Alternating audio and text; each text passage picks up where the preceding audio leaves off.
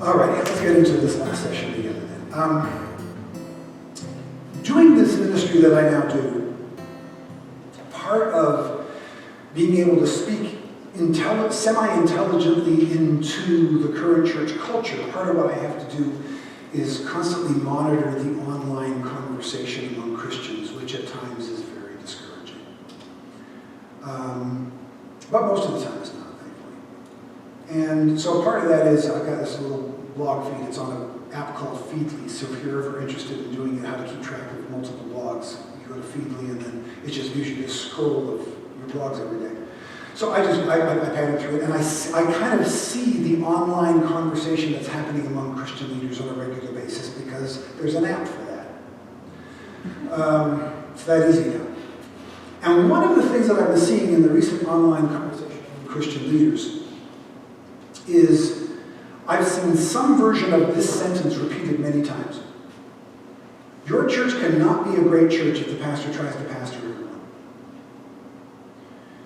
And I agree with what I think they intend by that statement, but I disagree with the statement itself. So let me explain what that means. I believe that what they're intending to say by that statement is, Pastor, if you have to come up with every idea, get to the church early, unlock it, turn on the heat, vacuum the carpets, welcome everybody, lead in worship, do the sermon, conduct the altar call, go back and say goodbye to everybody before they go, turn off the heat, tear down the chairs, lock the church up, do the Wednesday night Bible study, run the youth group, do all of the hospital visitation. If you are doing all of that for your church, then your church cannot be a great church because you're doing too much. If that's what they mean by that statement, they are correct. However, what I just described is not a pastor trying to pastor everyone. That is something else entirely. It's something completely dysfunctional. So the statement that the pastor cannot pastor everyone is not true. So, you don't have to pastor less in order for your church to be a great church. Thankfully, you don't have to pastor more in order for your church to be a great church. But I do believe most of us can learn how to pastor a little more biblically. And I learned this because, I keep admitting all of my problems here because every time I do, somebody goes, me too, and so I have a lot of company. When I started looking at this and trying to figure out, how do I have a healthy church and how do I pastor better, I got out my Bible software and I put a search term. I did a Bible search for the word pastor. Put in pastor, got back 0 results. Added an ing, pastoring, 0 results. Pastors, 1 result. Here I've been in pastoral ministry over 20 years, and I didn't realize that the word pastor gets 1 mention in the entire Bible. Now, some of the older translations will do things like at the end of John where Jesus says, feed my sheep. Some of them say, pastor my sheep. But for the title that we understand as pastor, we have 1 mention in the New Testament. And we have to share the spotlight in that 1 spot with 4 other ministry gifts, with the apostles, the prophets, the teachers, and the evangelists. We don't even get that 1 place to ourselves. 1 mention, we have to share with 4 others, but in that 1 spot, we are given 1 command. So I call it the pastoral prime mandate, because it's the only place we get a mention, and it's the only thing we're told to do in that thing. Pastoral prime mandate, Ephesians 4, 11, and 12, we are told to equip God's people for works of service. So here's the deal. Much of what we describe as pastoring is not pastoring. It's chaplaining. Now, chaplaincy is a great and holy and godly ministry, and we need more chaplains, not fewer of them. And if you are a chaplain or have ever served as a chaplain, I am about to radically oversimplify your essential role, so please forgive me for that. But the primary oversimplified difference between the pastor and the chaplain is this. The chaplain brings ministry to people and does ministry for people, to the hospital, to the prison, to the school. The chaplain brings ministry to people and does ministry for people. The pastor is not called to bring ministry to people and do ministry for people. The pastor is mandated by God in Ephesians 4, 11, and 12 to equip the people to do that work.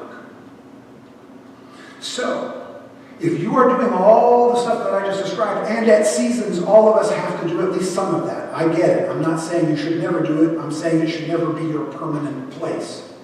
There are times I've had to do all of it, times I still have to do some of that. The smaller the church, the more likely that is. But if you are thinking that that's what it means to pastor, you have the role of pastor wrong according to Scripture. It is not our job to do ministry for them. It is our job to equip them to do ministry for each other. That's what God calls us to do. So I call it the pastoral prime mandate. So now with that in place, let me show you how most churches typically move from ill health towards health. Okay?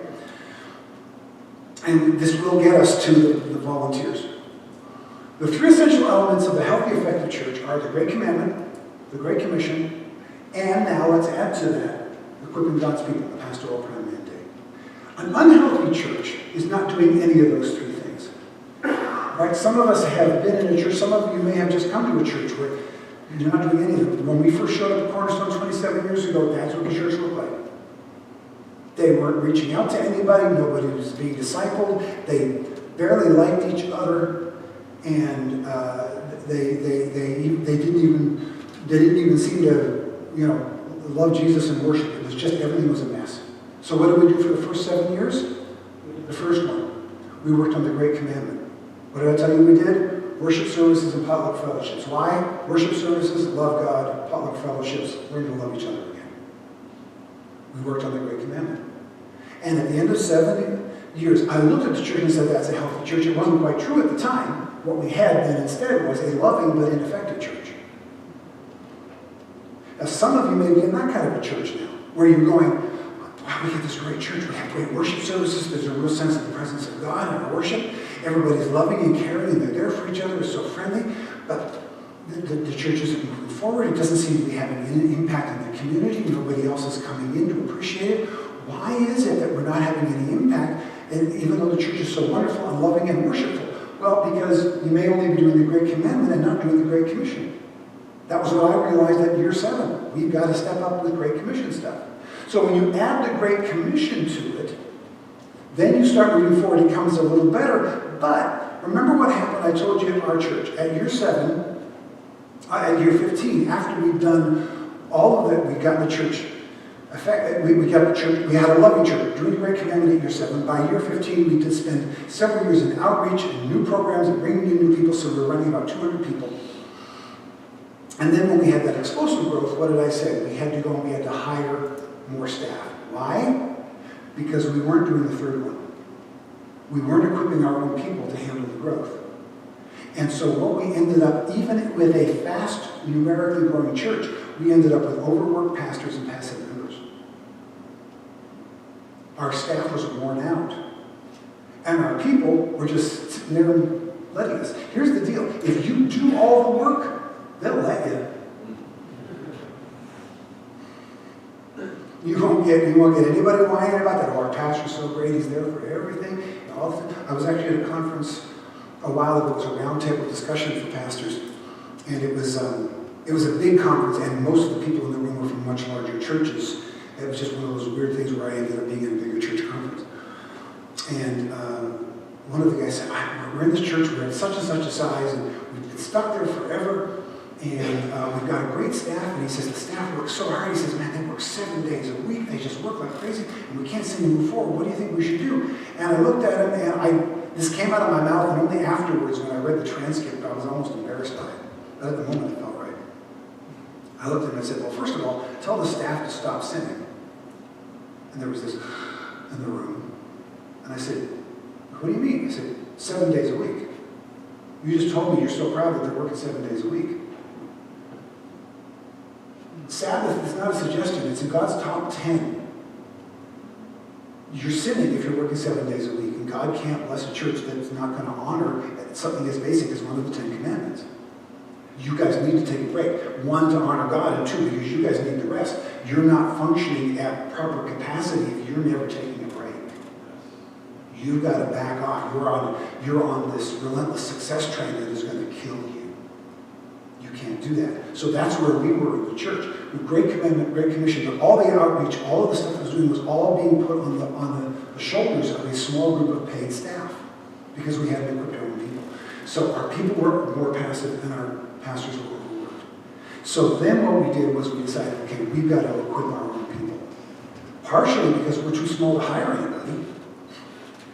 So it's kind of like the book and the movie Moneyball is based on the Oakland A's small franchise team who couldn't figure out how to compete, so they figured out how to have a better farm system.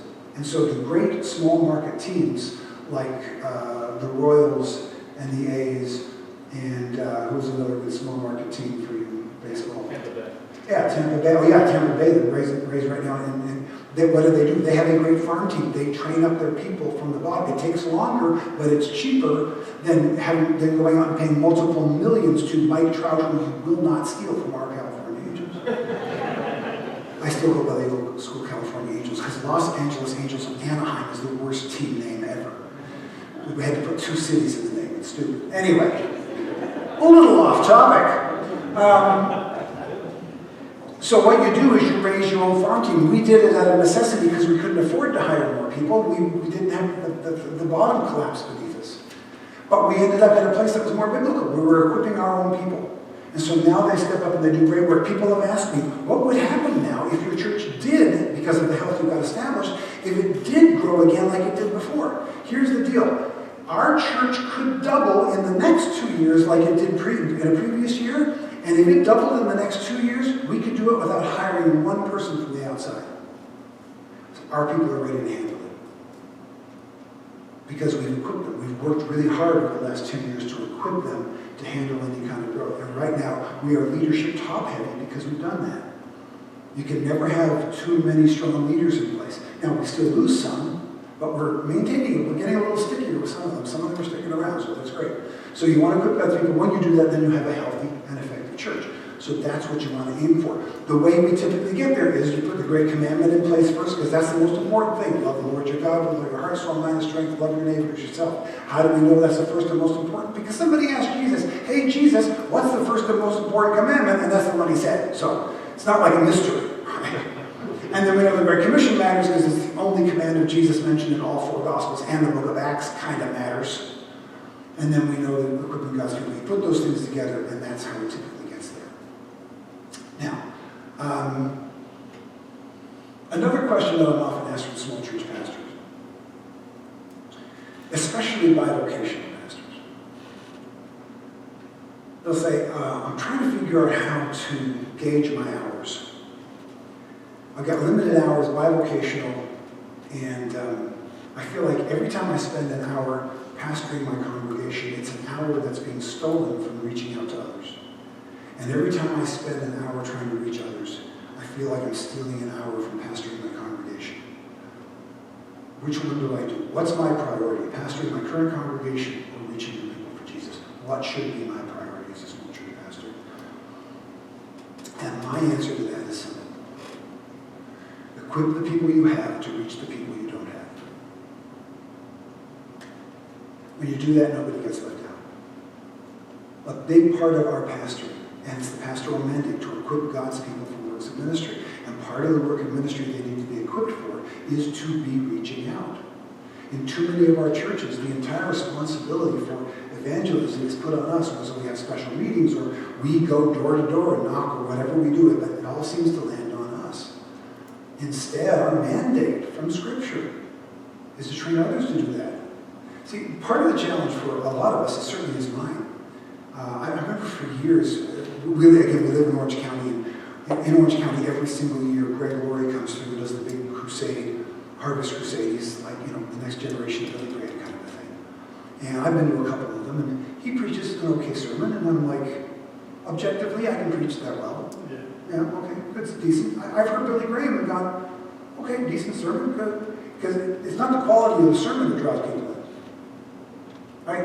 It's the anointing of the Holy Spirit and the calling and the gifting that they have. They are gifted as evangelists. I do not have the evangelist gifting. I'm gifted as, every time I've taken a spiritual gift survey, if you've ever taken one, you know what it's like. It matches me exactly. It's pastor, leader, teacher. Those are my top 3, and everything else is down at the bottom. Hospitality, mercy, no, don't care about it. pastor, leader, teacher. They trade places, but they're all right there at the top. And evangelists are way, way, way down there. So I realized years ago, I'm not an evangelist. I can preach Greg Laurie or Billy Graham's sermon word for word to a room full of sinners and have no response. And it's got nothing to do with the quality of the sermon. It's got to do with the lack of I don't have the gift of evangelism. Now, as a Christian, I have the command to evangelize. So I'm always going to be doing that because I am commanded to. But having the commandment to evangelize and having the gift of evangelism are two different things. So I'm going to obey the command to evangelize, but how am I going to be effective with it if I don't have the gift of evangelism? Well, I'm a pastor, teacher, and leader. I don't have the gift of evangelism, but I can teach people who do. It's amazing. I can teach a person with the gift of evangelism how to lead people to Christ, and then they can do it better than I can. Because I have the teaching gift. I understand what the theology is behind it, and they've got the anointing and the calling. So, what do? We find people with the gift of evangelism. I'm lousy at hospitality. When we hold an event where people come over for a meal, I forget to put out plates. That's literally true. On more than one occasion, there have been people standing at the grill for a burger with a handout because I didn't put plates out. It happened twice. And then from then on, it's like, I'm not in charge of this ever again, right? But I can train and lead and put together a hospitality team. I can train people who've got that gifting because my leadership gifts come into play to help put that team together. So as pastors, as part of what we can do, we need to equip them to follow the gifting and calling and passion that God has put in their hearts. And if you take a look around, the Lord has put the right grouping of giftings in your church right now to do right now what your church is called to do right now. We just got to pull the team together. Now, I know that all of this is easier said than done, but that's where it begins. So we equip the people we have to reach the people we don't have. Now, where do you begin with that? You do this, here, you start with a group. And this is always the hardest step of them all. Starting with one person that you can then equip to become a disciple and become a disciple maker. And finding that one can be very, very difficult. In my circumstance, the most obvious success with that, when we first came to our church 27 years ago, not only had they been through 5 pastors in 10 years, but just about a year before we showed up, there had been a big church split over, of all things, I'm sure you've never had it happen here in Pennsylvania, over worship music. Yeah, I know. Just in California? Yeah, I figured. And when the worship leader was fired, the youth pastor left because he said, "You just fired the future of the church, I'm out of here too." So one of the kids in the youth group stepped up and told the youth, "Hey, let's meet next youth night and pray for the church." Oh, okay, so they met the next youth night and they prayed for the church. And then they looked at him and said, "Now what do we do?" And he went, let's pray for the church again next week. Long story short, 3 or 4 months later, they looked around and said, "I think we have a youth pastor." By the time I came, they said, "We got this kid. We know that if you become the pastor, you get to have your own staff, but we got this kid and he's ours, and if you give him a shot." And I thought, hey, the average youth pastor lasts 18 months. How bad can it be? 27 years later, we are still working together on staff. And I started he was the only one I had. Everybody else was, average age in their 60s. They were tired. They were exhausted for 5 pastors in 10 years. He was the only one who was young, naive, and stupid enough not to know that this was not a church worth committing himself to. So I took his naivete and I said, I'm going to run with that. And so once a week we sat down and we had a meeting, a staff meeting. He was so young that back then I had a coffee and he had a chocolate milk. It is absolutely true. Today he bangs coffee back real fast, but back then I had a coffee, he had a chocolate. And Gary and I would sit down every week, and every week I had to go through his list of mistakes from last week. But every week the list changed. So I can live with mistakes, just make new ones. You keep making the same one, that's a problem.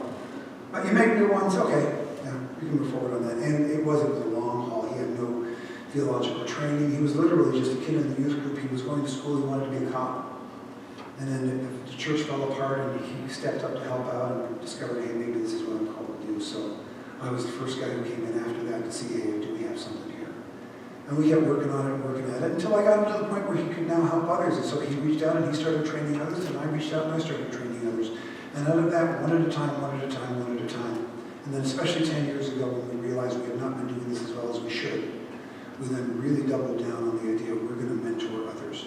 And sometimes mentoring is as simple as, I had a sign on my desk for years saying, that just said, why are you doing this alone? It was a note to myself, why are you doing this alone? And what it meant to me was, if I'm going to go to the store to get supplies for tonight, if I'm going to go for a hospital visit, why are you doing this alone? And if there's a reason it has to be alone because it's a private counseling situation or whatever, then I'll do it alone. But if there's no reason that it must be done alone, then my job is to get a hold of somebody who will come along with me for the ride, whenever possible.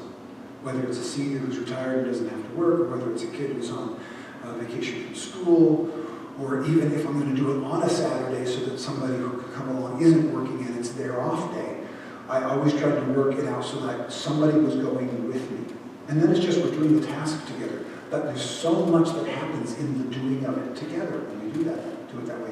And most of the folks that we did it one at a time. Now, not all mentoring has to happen one-on-one. In fact, most mentoring happens better in a small group. I remember when I was a young kid and I first heard about AA.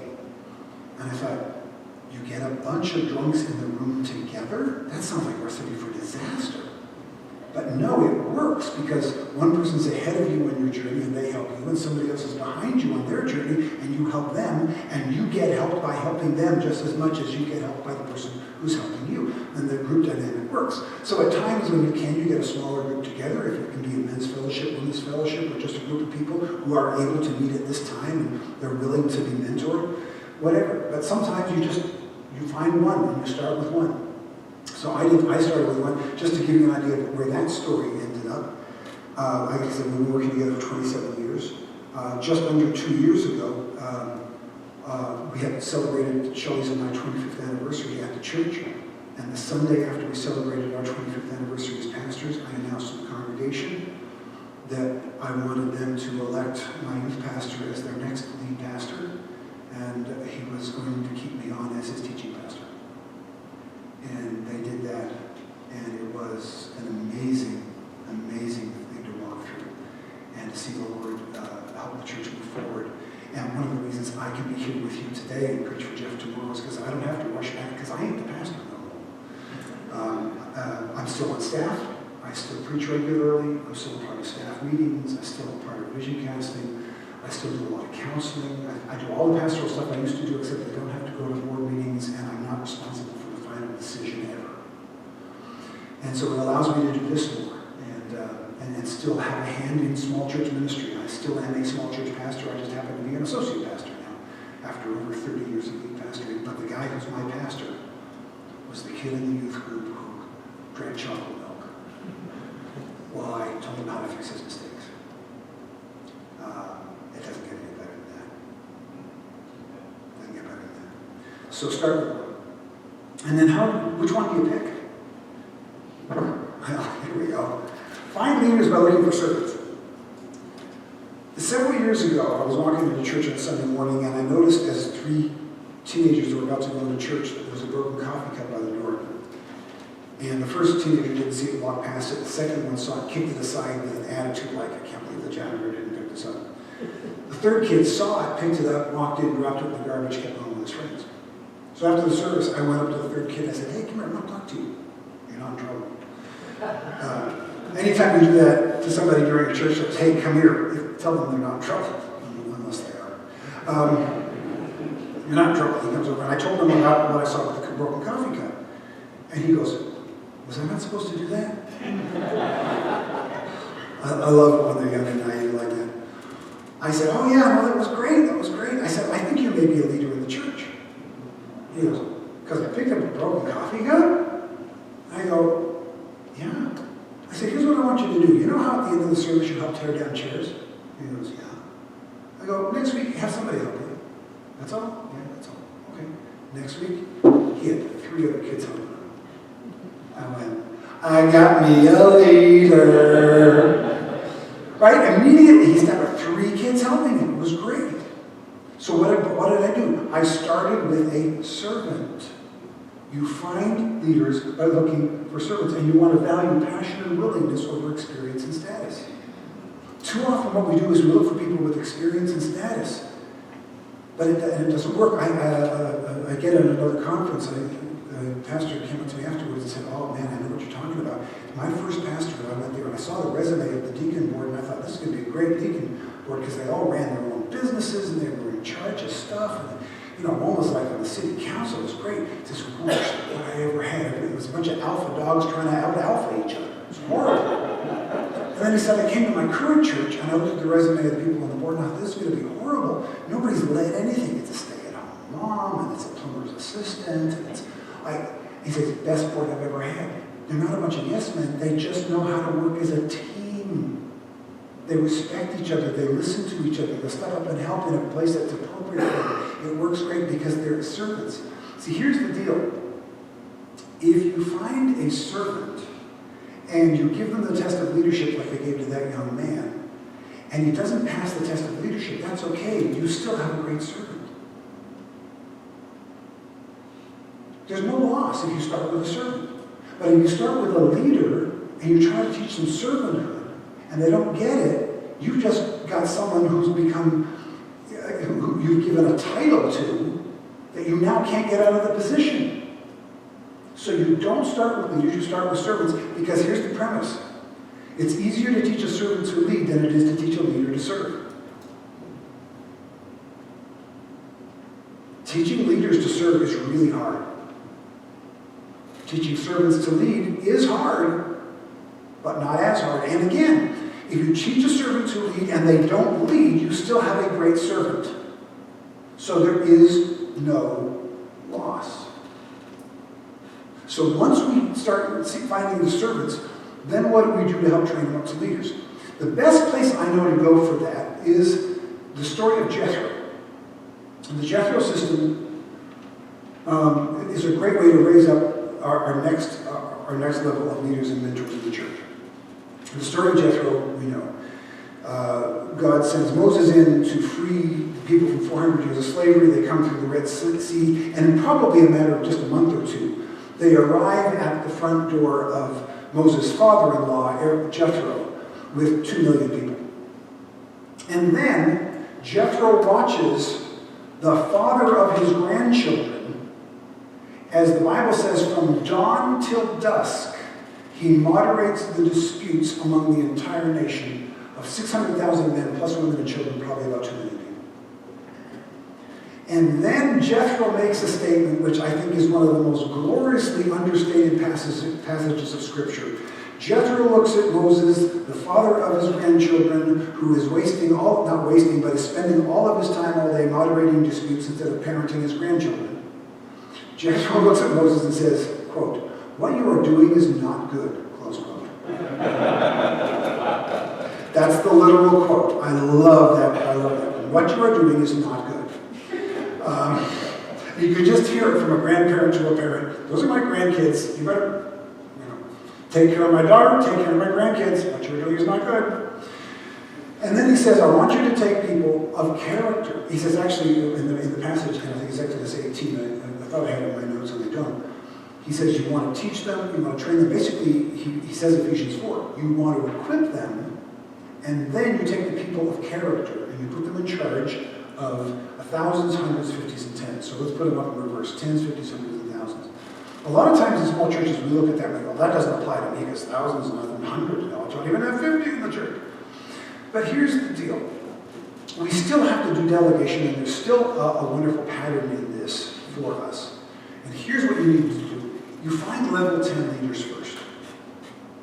Don't worry about the 50. Don't worry about the 100. Don't worry about the 1,000. Find level 10 leaders. How? Find the servant. Give them a small test of leadership. Teach the servant how to lead. And if they step up like that young man did with the chairs, then you go, oh, at that day I knew I had a level 10 leader. Now, this isn't, the rest of the story isn't how it worked out with him. He stayed on as a leader, and he's a great leader. But to continue this story so it doesn't get confusing, I want you to imagine if, for instance, the next week he hadn't had anybody helping, and then I'd gone to him and said, hey, what about the helpers? Oh yeah, I'll do that next week. And then 2 or 3 more weeks went by and he never had anybody help. Then I'd go, okay, I got me a good servant. I got a good church backer. Great. And if I need something else, I'll ask him to be part of the team. I won't ask him to head up a team. At least not yet. He doesn't have that yet. Okay, fine. I've got a good servant. No loss.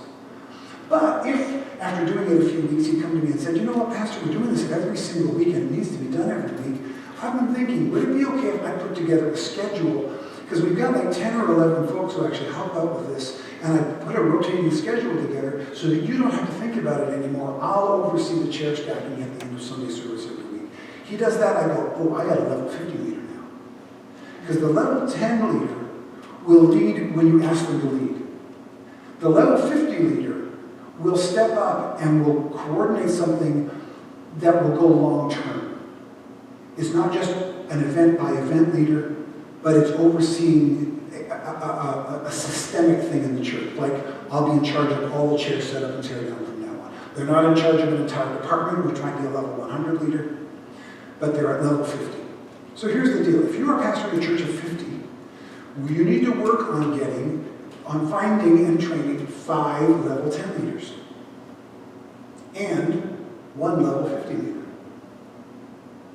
In a church of 50. If you're in a church of 100, you need to explore and work on finding and training 10 level 10 leaders and 2 level 50 leaders and 1 level 100 leader. How do you find the level 50 leader? After you've trained a bunch of level 10 leaders, you see which one of them displays a higher leadership capacity than the other level 10s, and you start training them to oversee a long-term thing rather than individual events one at a time. You give them training for that because they've shown themselves to be capable of a higher level of leader than the level 10s. Now, if someone stalls out at level 10, I shouldn't have even used the word stall out. If someone is at level 10 and never comes above that, that's fine, because for every level 50 leader you have, you need 5 level 10 leaders.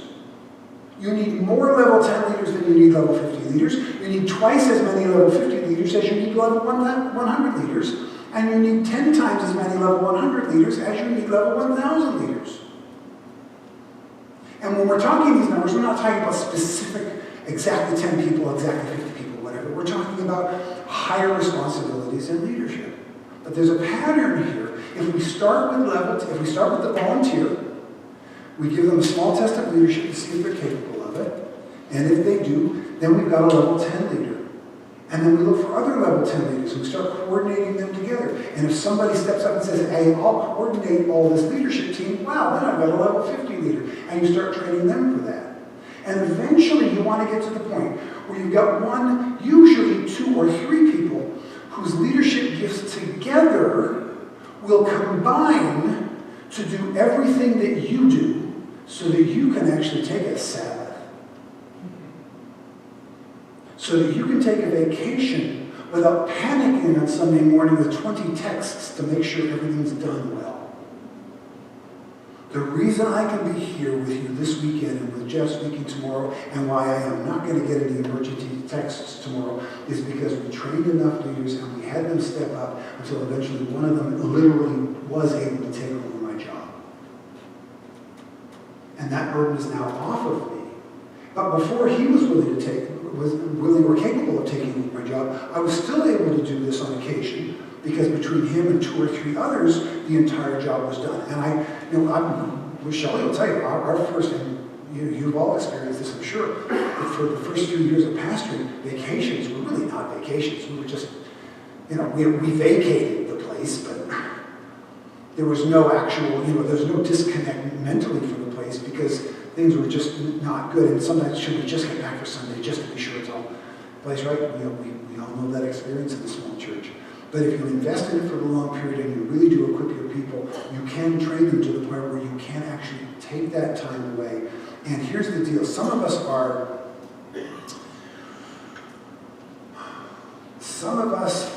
are just scared to train our people because we're afraid they'll do it as well or better than us. And if they do, and they need you less, you're afraid that they won't need you at all. That is, in fact, the ultimate sign of success in ministry. That you have trained them so well that you can step away for an extended period of time and they're good to go. The best, most important thing I have ever done in pastoral ministry, aside from the actual,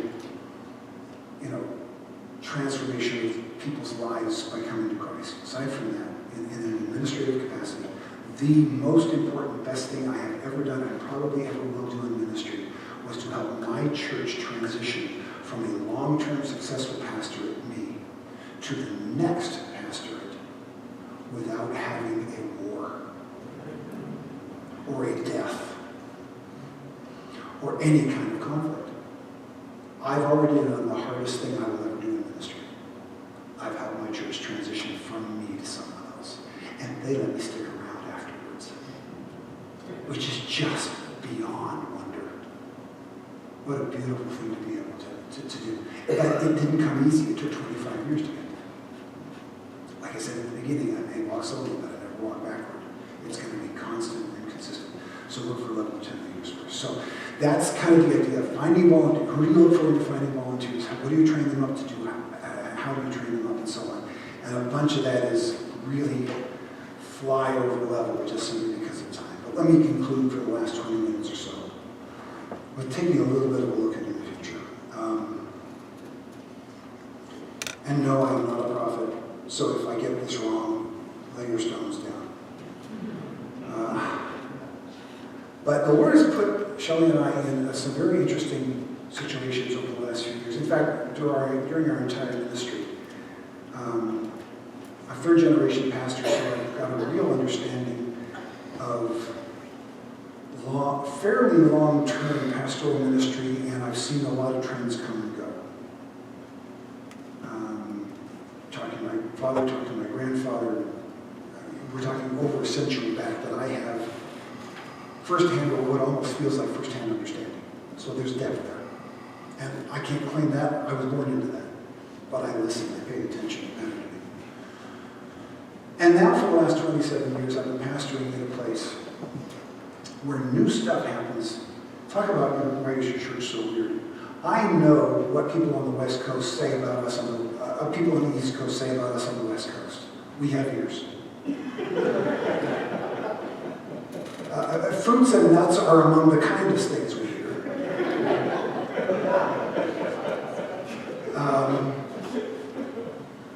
California wants to secede from the Union. How soon can it happen? Those kinds of things.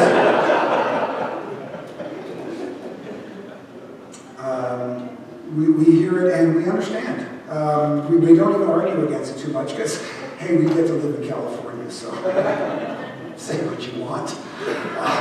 I'll be sitting in my backyard only enjoying the sunshine in February while you're mad about California. I'll live with it.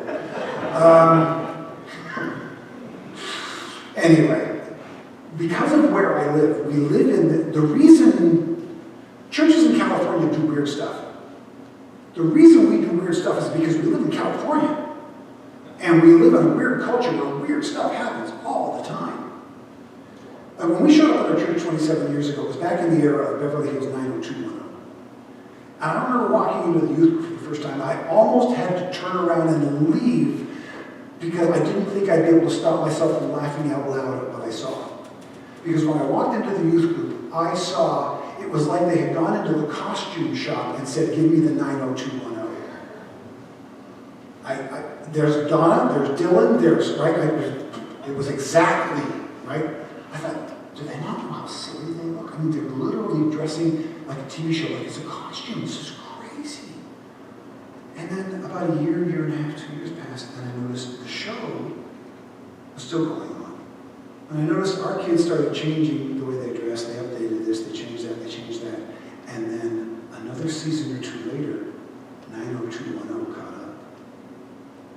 And I realized, they're not following the show. The show is following our kids. Literally, the producers of the show were traveling around in the neighborhoods, LA and Orange County, where I live, watching kids at the beach, which I live three miles from the Pacific Ocean. I've got a cousin who's in the clothing business, and 4 times a year, he comes to California to see the latest trends, to bring it back to Canada to try to keep up with the trends. And I didn't know until we moved where we moved that the main shop he comes to is 2 miles from my house. Okay? So we just live in that place where new stuff happens. That doesn't make it better, it's just simply the circumstance in which we live. It makes it worse in some ways, it makes it interesting all the time. But it also makes it hard to get. So anyway, so I've got this long depth of history with 3 generations in ministry, and out of 2 nations, Canada and the US as well. And then we're in this weird place where weird stuff happens and cutting-edge things happen all the time. So I'm in this interesting situation. So I want to share some out of that I think might be helpful. New generations will not build the kind of churches that their parents built. And I know that sounds like something that happens. Every generation is convinced they're smarter than every generation that has ever been before. I will never ever be as smart again as I was when I was 17. I understand that. So there is that always generational thing, but that's not what's happening right now. Right now we are in the middle of a cultural change that is at least as big as the Reformation. Because back during the time of the Reformation, everything was changing. Political, sexual, cultural, religious, financial, philosophical, all of these changes were happening all at the same time, and it was driven by this brand new technology called the printing press. So every time you had a crazy new idea, you could now get it out to thousands of people really fast. That's what made the Reformation work. Because they took the 95 Theses and they reprinted it thousands of times and handed it out. And if it had happened 100 years earlier before the printing press, we'd never know who Martin Luther is. So it was the right idea at the right time with the right technology. Today, we have just as much upheaval in all of those different categories of life. And more than the printing press, we now have this. If the pen is mightier than the sword, then how much more powerful is a cell phone? I hold in my hand the most powerful tool that has ever existed in the history of mankind. I don't even have a question about the dispute of that. Yes, it's built on previous ones, obviously. And there'll be something coming up later. But right now, in my hand, I hold a much, much better video camera than George Lucas had access to when he shot Star Wars. I have a much better editing suite on an app for free than George Lucas had access to when he shot Star Wars. I'm paying millions of dollars for it. And I have a bigger, more worldwide distribution system for my ideas than any television network had on 9/11. Literally today, a kid in his pajamas in his mother's basement can have an idea or a picture or a video, and in a second can put it online, and it can literally be seen by millions of people within hours, and has the potential to change people's hearts and minds. And it's coming at us in a flood faster than anything we are capable of even comprehending, let alone actually participating in it. Massive changes are happening right now. So, with all of that going on, new generations will not build the kind of churches their parents built. Why? Because they're not facing the same kind of things that our parents faced. In our parents' generation, it's similar to what we talked about earlier with that picture of the church. A piece of land, a building, and the reason our parents built the kind of churches they built is because that's the kind of churches that they needed. So for generations, in an agrarian society, and then coming out of an agrarian society, and then coming out of the devastation of 2 world wars, our parents, grandparents, and grandparents before that needed churches that were a picture of stability and structure in the middle of a very uncertain world around them, where the weather changed whether or not the crop was going to come in and whether or not my family was going to eat this year. And that was how the majority of people lived, not just a handful of, God bless them, farmers today, right? That was how the majority of people lived. And at any moment, a flu could come through and wipe out a third of your town, right? We have no concept of the kind of concerns that they had. So they needed structures that said stable and strong. And a physical building meant that to them. And especially coming out of World War II, any churches that were built since then, it was built during that era of putting in the interstate highways and putting in a electricity and putting in plumbing nationwide, and all of those things happened. So the previous generations built these physical buildings that even have an imposing presence with the spire that you can see from a long way away and those kinds of things, right? A lot of that we don't understand is really about the culture of the time that wanted to say, we are here, we are present, and we are not going anywhere. And the physical building said that to us in subconscious ways that were very, very powerful. That's how our parents' generation built churches. In my parents' grandparents' generation, you could not get money out of their pockets faster than to launch a Capitol building campaign. Right? I told you earlier I wasn't going to tell you my denomination to the end, so now I can. Anybody who doesn't know already, have a guess. I've got you all fooled. Okay, Assemblies of God. I've got at least one Assemblies of God buddy here. Yeah, all right, we have another one here. Somebody in our background. Okay, so I'm in a really, really new denomination. We are just at our centenary right now. We've barely been around 100 years, okay? So most of our structures were built as World War II was ending. That's about when we started really hitting our stride and building our buildings and so on. And so we would build these buildings.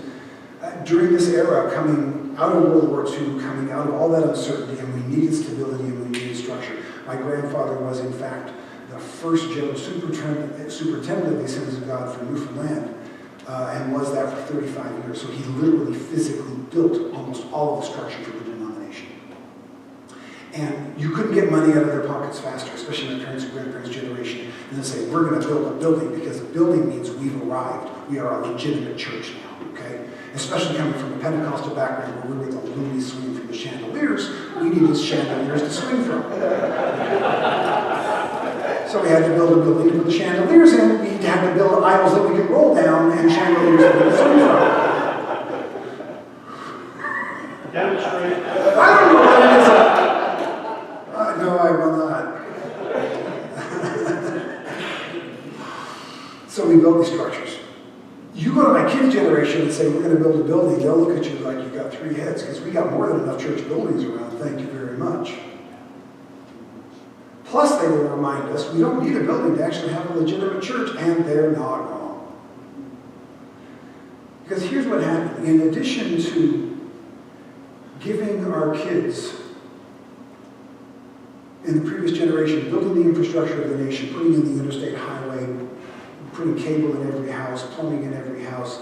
We gave them all this stuff. We also gave them the first divorce and separation culture in our nation's history.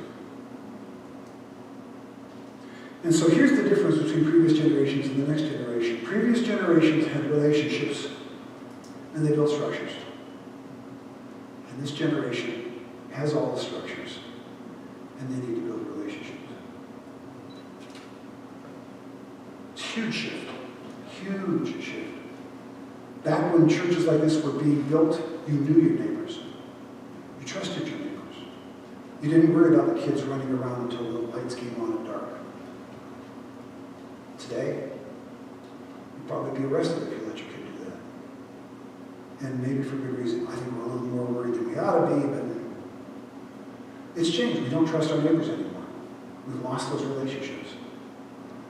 And so we've got this shift that's taking place, and it's taking place in everything. This is why our songs have changed. Yeah, I'm going to go there. But I'm waiting until the end to do it.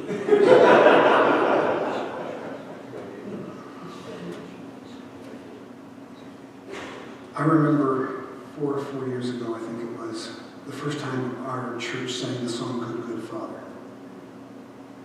And I was a pastor, I'm sitting in the front row. And the first line of the song comes on the screen. I've heard 1,000 stories of what they think you're like. And I'm looking at the screen going, I don't know what that means. And then the next line comes up. But I've heard the tender whispers of love in the dead of night. Now I'm sitting on the front row and I'm the pastor, so I can't let them see my eyes physically rolling into the back of my head on that line. So I just act like I'm in prayer. So, tender whispers of love in the dead of night. The only time I want to sing about tender whispers of love in the dead of night in church is if I'm starting a series on the Song of Solomon. I'm not. And I'm wondering, what is... I thought that Sloppy Wet Kiss song was bad. This is... That's my favorite. Is this another one of these Jesus is my boyfriend songs? I can't tell. And then they get to the chorus. You're a good, good father.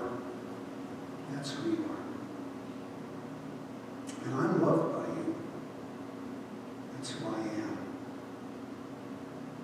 And I look around the church as people who I know and love, and at that point I pastored for 23, 24 years. They're breaking in their seats. I look just as far to my right, not 10 feet over there. And a woman and her 3 kids are holding hands as they lift their arms, singing the song. And on 2 different occasions, I've had to stand between them and their abusive father. I've had to physically protect them. I'm glad I'm tall because I'm not a fighter. And they're singing, you're a good, good father, that's who you are. And I'm loved by you. That's who I am. And their identity begins to change to a greater understanding of who Christ is and who they are in Jesus. And I realize they're just going to do it differently than me because they have different needs than I have. And I'm going to be okay with it. I don't have to like the song. Because I'm a grown-up. I can worship, I've learned to worship Jesus singing songs I don't like. So you don't need to sing songs for me. I can worship Jesus anywhere, because that's what grown-ups do. Quit singing my songs for me, I'm okay. Sing the song for the immature believer, for the non-believer, for the young believer who needs the help. Give them all the help they can give, and I'll be there to support it. I don't need to know the song, I don't need to like the song. It needs to not be theologically bad. But it doesn't need to be all this theological depth either. There's a lot of songs that are just theologically, they're okay. They don't go deep, but that's okay. If the songs aren't theologically deep enough for you, preach a better sermon. Why are we putting all of the responsibility for deep theology on the worship leader? That's not where it belongs. Now, if it's bad theology, don't sing the song. But if it's more about relationship than theology, well, that's the nature of music. Not all of them. Yeah, there's some that have great and deep theology. Yeah, absolutely. But if it's just kind of like, you're a good, good father and I'm loved by you, that's not deep theology, but it's sure profound relationship stuff. And yes, they need to sing it over and over.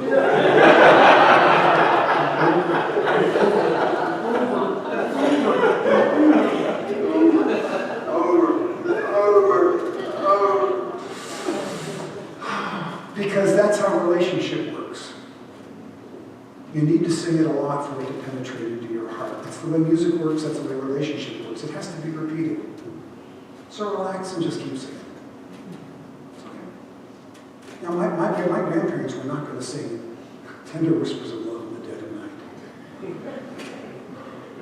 My grandfather, overseeing the growth of the Assemblies of God in Newfoundland for 35 years, he was not going to sing that song. My grandfather was singing, "A Mighty Fortress is Our God."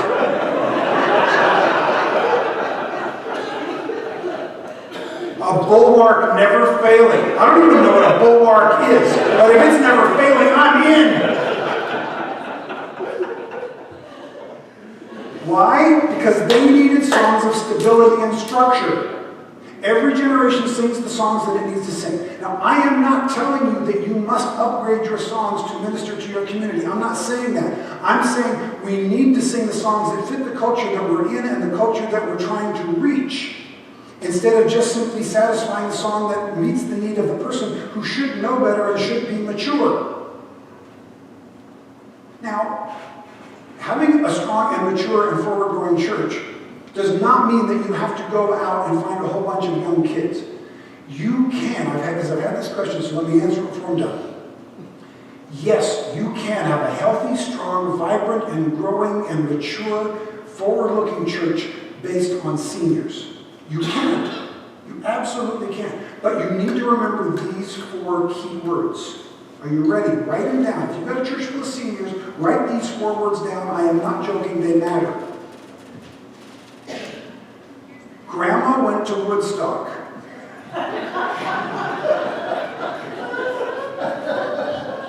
I am not joking. There is an entire postgraduate class worth of material in those 4 words. Grandma went to Woodstock. We are pastoring our seniors as though, and maybe some of them still are, of the generation that read the Saturday Evening Post while watching Ed Sullivan at night. But the current grandparent, including Shelley and me, we're grandparents and we were too young for Woodstock.